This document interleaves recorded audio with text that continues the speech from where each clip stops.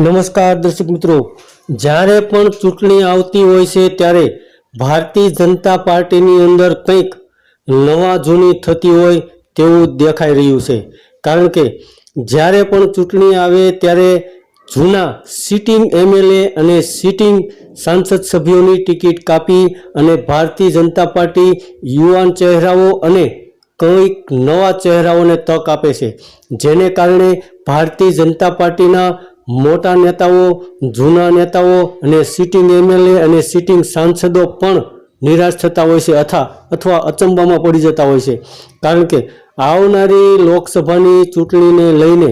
Bharatiya Janata party એક નવો જ નિર્ણય કરવા જઈ રહી છે, જેમાં એક મોટા નેતાની ટિકિટ સિટિંગ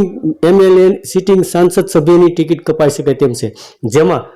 કર્ણાટકના મુખ્યમંત્રી રહી ચૂકેલા અને કેન્દ્રીય મંત્રી રહી ચૂકેલા સદાનંદ ગૌડાની ટિકિટ કપાય તેવી ભારતીય જનતા પાર્ટીમાં અટકળો લગાવાઈ રહી છે। તો હાલમાં ભારતીય જનતા પાર્ટીમાં મોટા નેતા સિટિંગ સાંસદ સભ્યની ટિકિટ પણ કપાય તેવા સંકેતો મળી રહ્યા છે।